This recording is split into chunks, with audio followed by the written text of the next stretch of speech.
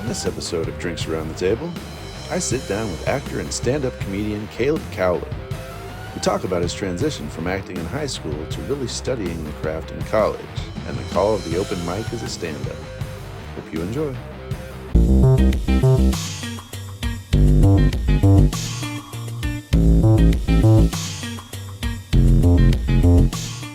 The second season question, to make you feel comfy here, that I've asked everybody that's been on this season is, what art form was your first love? Mine's pretty easy. Okay. Definitely acting. In elementary school and middle school and all that stuff, I didn't really like doing art. Like, I didn't like art class. I didn't like music class. And not because I thought it was bad or anything like that. It was mainly just because I didn't think I was any good at it. And it's not something that my parents kind of instilled, do art. And it's not a shame on them or anything like that. It's just not necessarily what they did. So it wasn't really art wasn't a really big point to them. But in high school, I did all the sports and stuff like that. And I got kind of dared to do a play. I ended up doing that. I love it. I didn't know that. I love it. It was a joke at first. Realized I loved it. I ended up going to Northwest Missouri State, and they paid me to do it. I was absolutely shocked. They were like, "Hey, we want you to come to school here, and we'll pay for you to do that." I'm like, I've been in one show ever. You got? And they were like, "Well, you got a ride off of one show?" Yeah. They were like, "We want to pay for you to go to school," and I was like, "Okay, man." So wow. I auditioned. I got in. Got a pretty decent. I probably wasn't gonna go to school unless I got a pretty hefty scholarship. Right. I was gonna go play football somewhere, but I wasn't good enough to the point where they were gonna pay me enough so that I could go to school to play football. Right. But I was very, very blessed, very fortunate, and once I got that theater bug, I kind of had that mentality, and I don't want to call it a sports mentality, but I can relate it to the sports that I've played. It's just I want to be the absolute best that I can possibly be at this thing. Right. That I just found. You know what I mean? So it hit me like a truck, and I was like, yeah, I'm gonna do this forever. Double back right quick. What was the play you did in high school? You're going to make so much fun of me, but that's okay. I got made fun of, and I don't care. So we did, first I moved some stuff for Little Shop of Horrors, moving the giant plant. They needed someone who can move the giant plant. Okay. And I was in a theater class, so I was like, I'll move it, no big deal. And then they announced the musical for the next year, which was Shrek the Musical. Oh, wow. Yeah, and everyone was like, "Caleb, you should totally audition. You should totally do it. It'd be so much fun to have you around." And I was like, "Yeah, sure. I like hanging out with you guys." And I was like, "I'm not doing that. Why would I do it? I can't do any of that. I moved a plant." And then the football team was kind of like, "Dude, do it. What is wrong with you? Get up there, and if it works out, cool. If it doesn't, it doesn't." It was kind of a bet, kind of a dare. Right. You know what I mean? And I went up there, and I just remember I singing for the first time, and all the people that did not expect me to do well in any way, shape, or form just kind of taking their headphones off, looking up, and what the hell is going on here? And keep in mind, I had no idea I was doing anything positive. Wow. But everyone was really impressed, and I had a really strong supporting cast. Because they could have been real jerks about it, a football player comes in, thinks he could be in our show. Right. But no, everyone was really supportive. Everyone had my back. And I think that's what really drove me, theater-wise specifically, not necessarily acting-wise. But in theater, you have that sense of community. It takes so many people to make a production happen. So many people. And I was welcomed into that. If I wasn't, I don't know if I'd actually, be pursuing, because I would think I might have had a bad experience. You never know. Right. But I had a really strong supporting cast, just killing it, Wow. And that's the only one you did in high school was Shrek? I did that, and that was in December of my senior year. Okay. I was Shrek. Yes, I was Shrek. Nice. No shame. No judging. I did Shrek, and it was phenomenal, man. It's on YouTube. Please don't go watch it. Like, now, why would you say that? Well, because I have a little cousin who she Googled me once. I don't know why, because kids Google things. Sure. And she Googled me once, and she found my football highlights and me as Shrek in high school, and she was like, I watch this video whenever I'm sad. And I'm like, please don't, because it's awful.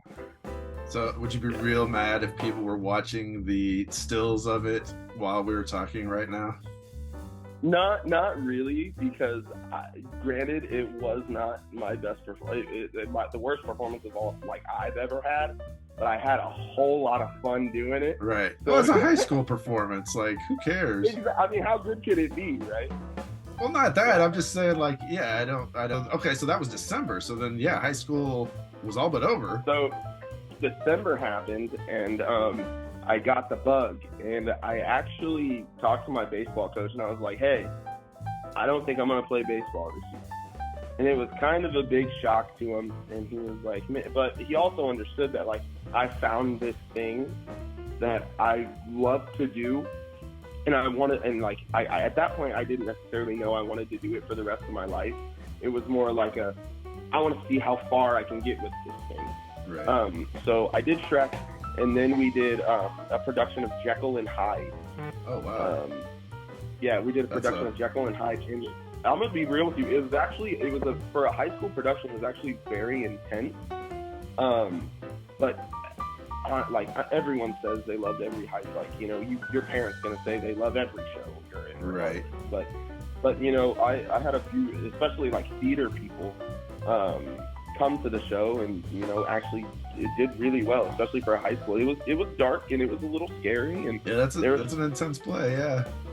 But it was a whole lot of fun, though. It was a whole lot of fun, and we had a different character, because in our play, in our edition of the story, there was about 6 or 7 hides. Okay. Yeah, and we had a different actor for each one, and each of them had their own little niche that they picked on Dr. Jekyll, and of course there was like a main one, but it was done really, really well. Right. It was done really well, and it was really fun to be a part of. Yeah. What were you? Then after that, go ahead. No, go ahead. I was just gonna say, what role were you in that? I was the guy's best friend. I can't remember the dude's name off the top of my head, but I was Dr. Jekyll's best friend. Right. Okay. Yeah, I don't remember his name either. But you know who I'm talking about. I do. Yeah. Yeah. But I was him, and then when I really I did my first farce.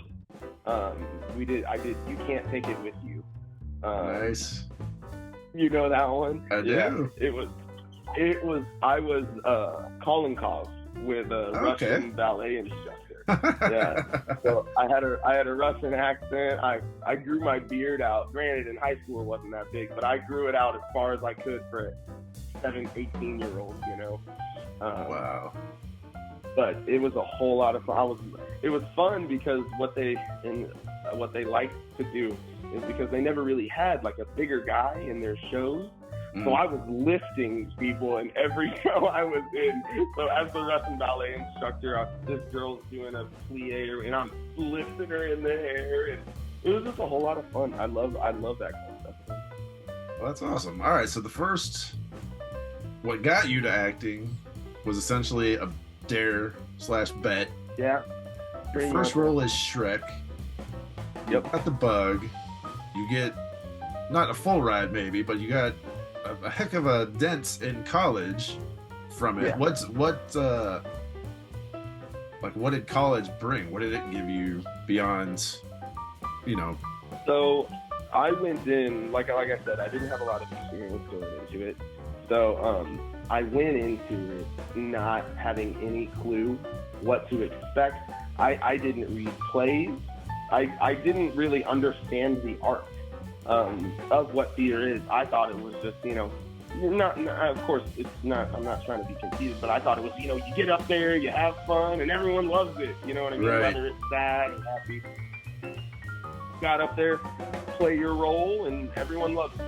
I didn't really take it for the actual like art form that it was, and that's one thing that my school really, Northwest Missouri State, their theater department, Theater Northwest, they really want you to get a taste of everything, and that's set building, lights, writing, directing, they want you to get a little bit of taste of everything, and that's one thing I really needed, being so inexperienced, is just that little taste of everything. I knew I wanted to act, but I'd never built a set before. I had no idea how to program any type of light. But it was just being able to learn how to analyze literature at such a high level. Yeah. That's one thing that I wished I would have done in my early days of acting. And granted, I didn't really know any better. Well, sure, you were having fun, so I mean, at that point, what does it matter? Yeah. But so it gets basically learning how to analyze literature. Yeah. And I honestly, 4 years of that, like, I still feel like I have no clue. You know, and I delve into stuff. Right. Well, and I think that comes with the territory, right? Like, I mean, I don't know many actors that are like, nope, I got it. I'm good. I know it all. Like, let's go. Yeah. Because, it's like writing. I mean, there's so many, there's so many different ways to do it. And anybody that tells you, like, this is the way you do it is trying to sell you something, because there's not one way to write. No. So I would imagine acting is very similar, since there's so many different types of actors out there. Yeah, and I had a real big problem with that when I first got to college, because I was very like sports mindset, where I wouldn't get frustrated with my professors, but I'd be like, just tell me what you want. Yeah. Like tell me how to do what you want me to do, and I'll do it. I just need you to. I needed that football coach to be like, do what the hell I'm telling you to do, and I'm like, all right, man, I can do that. But I that's not what it is. Yeah. That's not what it is in any way, shape, or form. And it took me a while to realize that. I don't think I really grasped that until honestly about a year and a half in, that I was like, there's no right way to do this. It's about making choices. Make choices. And I wasn't doing that. I was kind of more using my charisma to portray characters. You know what I mean? Instead of like actually analyzing and delving deep and essentially just saying, fuck it. I couldn't really do that. I didn't do that. And then when I really let go, that's when I kind of hit my stride, I'd say. Yeah. In college, did you do any like newly written plays, or was it all standards? I'm trying to think if I did anything newly written. I mean, I did some modern stuff. We did this play called Good Kids. I can't remember who that's by, but it was written within the past 10 years. And it was actually about a case, unfortunately, that happened in Maryville, Missouri, at Northwest Missouri State. It's a sad story. A girl was raped, unfortunately. I mean, it's a terrible story, but it's a story that needs to be told. Sometimes all stories aren't great to hear, but they have to be told.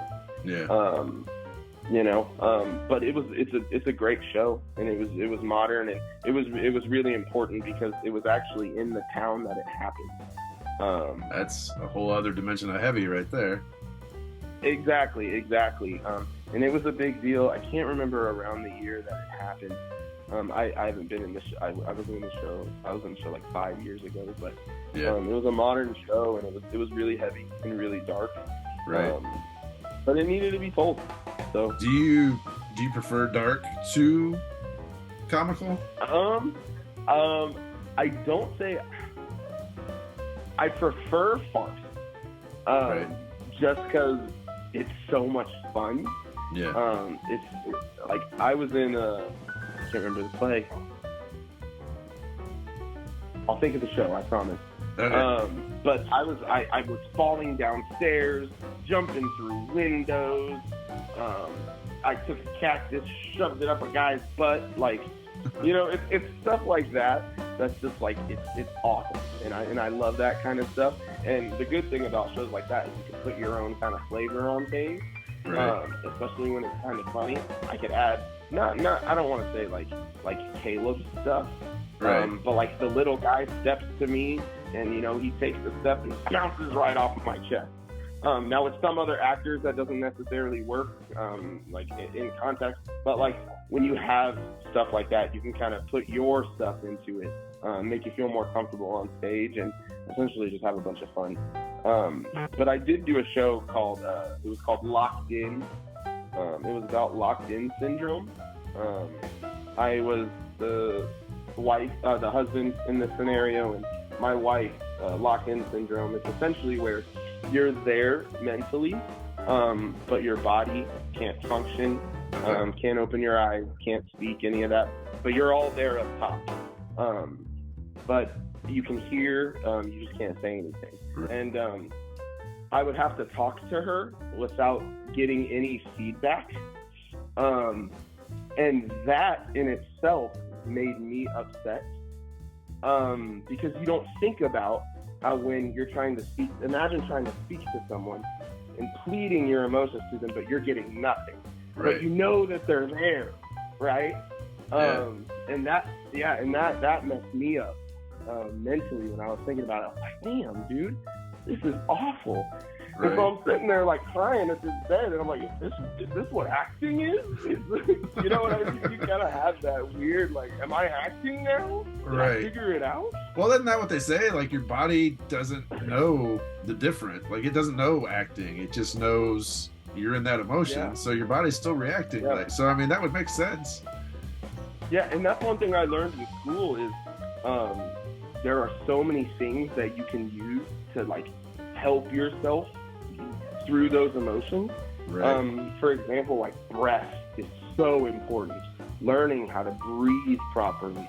Right. I'm sure you've cried before. Sure. You've seen people cry. There's a certain that people have. And as you kind of do that or have that, you kind of get worked up a little because Right. Your mind doesn't necessarily. I mean, of course but Sure. being able to control your breath and be able to adjust your breath, all that kind of stuff is just crazy important. Yeah. So, did you stick to plays mostly in college, or did you do any movies or any other fields? I was in one student film. It was a superhero student film. Unfortunately, I didn't have a very big role. I was like Clark Kent's dad in the Superman story, which, like, yeah, he's an important character, but you know what I mean? Like, yeah, I was the dad in that scenario. I did a student film, and then we did kind of like it was kind of like a movie, Under Milkwood. Okay. Under Milkwood was the name of the show. Okay. And it was during COVID, so we couldn't actually perform on a stage with an audience. So we took a series of monologues and poems from Under Milkwood, which is an which is an anthology. We put all that stuff together, did the monologues, all that good stuff, and then we essentially recorded them and put them together in kind of in like a movie type thing. But it was honestly a really good experience being able to know how to like adjust things on camera. Right. Working on camera for like a movie or something like that is completely different than like something in your face. You know Sure. what I mean? This is Cletus, by the way. Hey, Hi, Cletus. I think you're my first dog on my show. So First dog and first actor, too. wow, right? Yeah, breaking ground all over the place. Absolutely. But yeah, we did that. That was pretty cool. Yeah. What? So I wasn't in musical. I was in Footloose. You were in I was Footloose? in Footloose. All right. Who were you in Footloose? Footloose, the musical, is awful. The musical and the stage production is terrible. It's not good. Oh wow! All right. It's awful. Okay. The music's bad. It's not good. I'm sorry. I apologize if that's your favorite to anybody. I apologize. It's not Picking good. up that it's not good. All right, we can skip that one. a whole lot of fun, not good. Not a good musical. What? So post college, what's kind of been on the horizon? Like, not the horizon. You're out for a little bit, but what's that been like? So post college, when I graduated, it was still kind of at like the peak of like the downslide of COVID. So I didn't really get a lot within like my first year and a half to 2 years of being graduated. I didn't really do a lot. Right. And then I was in a production of Waiting for Godot, and that was tough just because it's the whole time. Right. Yeah, there's not a lot going on there. It's a lot of yeah. Which there's nothing wrong with that. You know? Yeah. What? Who'd you do that through? Like with? Who'd you hook up with to do that? Yeah. So basically, I have a buddy who in Kansas City it's kind of hard to get into production because I mean it's I don't want to say it's like a closed circle, but it's hard to hear about things and then if you're not already kind of involved. Sure. Does that make sense? Oh yeah, so, it's like that with writing too. I mean, it's a big town to have a lot of things going on, and getting word of mouth. Until you get in, you're not in. You're not in. Yeah, exactly. We realized it was hard to get involved, and he's mainly a writer. He does like to direct as well, but he's a playwright. But his name's Corey Bush, by the way. He's the owner of Dreamline Theatre Company. That's the name of the company, his theater company. And I did it with him because he was like, "Man, let's just do it ourselves." And I was like, "Cool, man, let's do it ourselves." The way to do it. Whatever. Yeah, let's just do it ourselves. It was our first production, and it was rough. It was really, really rough. They recently did, I can't remember. I think it was The Glass Menagerie. They did The Glass Menagerie. Okay, yeah. Fairly recently, due to time and me kind of getting myself into stand-up, I wasn't able to be a part of that production. Right. But they're kind of trying to put something together for this spring. Not exactly sure what, but hopefully, I mean, I will be involved in it somehow, just not sure how. Sure. I will be involved in it. But yeah, we did Waiting for Godot. They did The Glass Menagerie. Not 100% sure what we're gearing up for the spring for, but there will be something there. Yeah. That's awesome though. They're just do it. Blaze your own little trail. There's no other angle. All right. So you mentioned stand up. How do you enter that scene? So I watched a lot of stand up like as a kid and probably stuff that I probably should not be watching. But my dad is a very big stand-up fan, actually. And one time I went over to his house, and he was like, "Hey, have you ever thought about, like, doing that?" And I was like, "What do you mean?" He's like, "I mean, you're a funny kid. I mean, why don't you try it?" He was like, "You've always made us laugh. I don't see why you couldn't do it for other people." I was like, "Dad, come on, I'm not doing that." And he was like, "Well, I don't want you to settle." And I was like, "What do you mean?" He was like, "I don't want you just working your job just because you have to work the job." He was like, "I want you to do something." And I was like, "Okay, Dad, geez, man." and I was like, "Okay." And so I started watching more stand-up and kind of, watching, honestly, YouTube, going to YouTube, learning how to properly write a joke, what writing a joke entails, not how to figure out what's funny, because different things are funny to different people.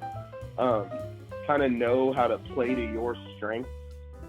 I kind of just took my yellow notepad and I wrote down stuff I thought was funny. That was funny. I went up at the Bird Comedy Theater in downtown Kansas City. Okay, yeah. I went up there. Everyone went. Everyone had 4 minutes. And you could essentially do whatever you wanted to do in those 4 minutes. A lot of people did stand up, but some people, especially if it's their first time, when they get on stage, they kind of shell up a little bit. Yeah. And they can't necessarily get their prepared material out. So it was a really healthy experience because they were like, "Hey, we get that, this is hard.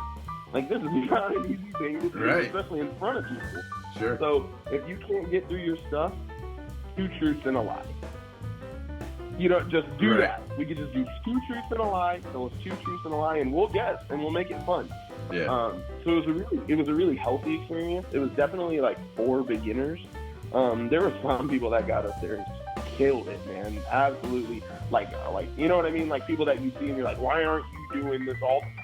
Right. You know what I mean? But Yeah. there's hidden gems like that everywhere.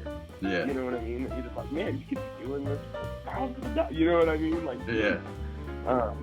But I went up there and I was shaking a little bit. And I was like, hey, you're on stage all the time. Like, you're so used to this. Right. And then in my head, it was like, but you wrote the words. Right. Yeah. You can't blame anybody You else. wrote it. Right. Yeah, exactly. And I was like, I'm used to taking other people's funny words and making them, like interpreting. I've never did my own stuff. But I went up there and I freaking killed it. I was so I was scared and I was shaking, and I went up there and I did a great job for myself. Yeah. You know what I mean? I was like, man, I got off stage and I was like, man, that felt good.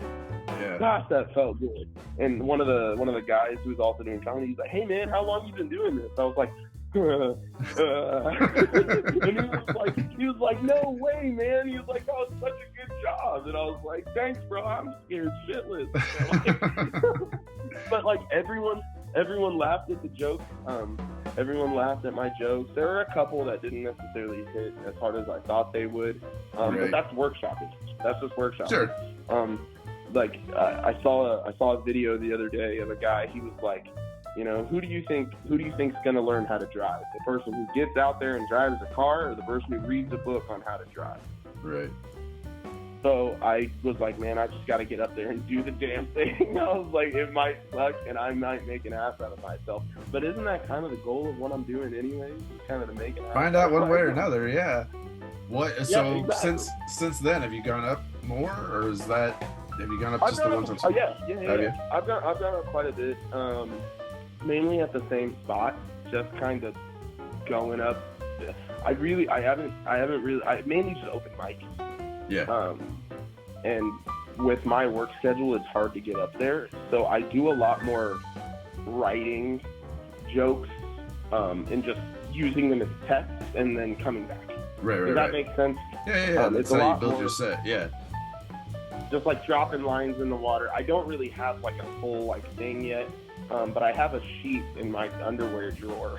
It's like it's that yellow notepad paper, and it's all scrunched up. It's on the title. It says your first 5 minutes.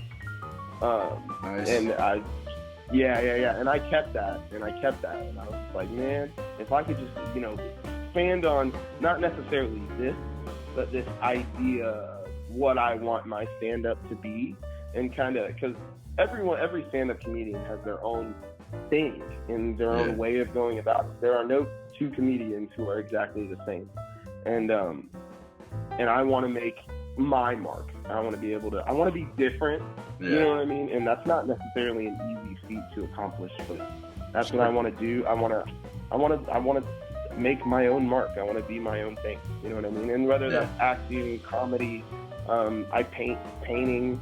All that kind of stuff. I try to do a little bit of everything, but I really just want to make my own Shoot mark. for that Renaissance title, huh? Renaissance man. Yeah, man. Why not? Man. Like, I've never seen anyone do this before. That would be awesome. Yeah. What? So has stand up helped the acting, and acting helped? Like, is it all feeding into each other, or have you noticed that? So I have a guy that I talked to. His name's William Clifton. His name's Will C. He's a comedian that one of my uncles, hey Cletus, he was one of my friends that my uncles went to high school with, and he does comedy like on cruise ships and that kind of stuff. Yeah. So he gets paid to tell jokes, man, and that's an accomplishment in itself. Sure. You know what I mean? And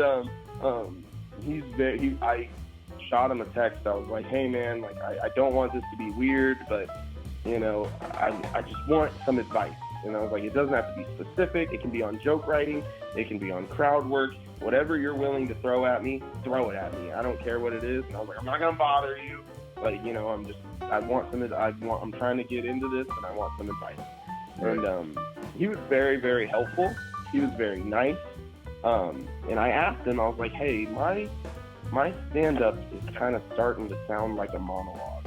And I was like, I don't know if that's the acting or necessarily what part of it that is. But he was like, no, monologue's good because it shows that you have a rhythm. Yeah. You can feel the stuff, the jokes. You're building a presence. And I was like, let's go, I'm getting somewhere. and that's one thing I really like is being able to like reach those milestones. You know what I mean? And, Yeah. that's one thing about acting is it's really hard to see those milestones because you can't really see yourself doing it unless you record it. Sure. Now in football or sports, you play the sport and you watch film and review yourself. You're like, what did I do wrong here? I missed this step. I missed this block. You know, my hand should have been here instead of here. Stuff like that. But in acting, it's like, and scene. And so what'd you think? You know what I mean? Yeah. And so that's one thing I really, really struggled with is, and it's very similar to what I said before. I didn't have that hard critique, or that hard, like, you need to do this. Right. Yeah, you seem to do better with having the boundaries of like, where do I need to be? Exactly. 100%. Well, that's cool. Well, man, I've taken over what I said I was going to, so we're running out of time. Where can everybody find you? So mainly you can find me on my Twitter. I retweet a lot of Chiefs news. That's not part of what I do, but that's mainly what my Twitter is for. But when I'm in a show, I always tweet, where it's at, the time, all that good stuff. I always tweet out information when I'm in a show. So if you're interested in just seeing me do anything, you can find out on my Twitter. I also have some of my paintings on my Twitter. I also have my paintings on my Instagram. I don't post on my Instagram very much, but I'm going to try to start painting more, especially with it being winter and me being inside more. I tend to paint a lot more when it's cold outside. I gotcha. Well, I'll post mainly my Instagram, my Twitter. I'll post the links down below so everybody can find you. But hey, man, thanks for having a drink with me. No, thank you. Yes, sir. Appreciate you. Till next time.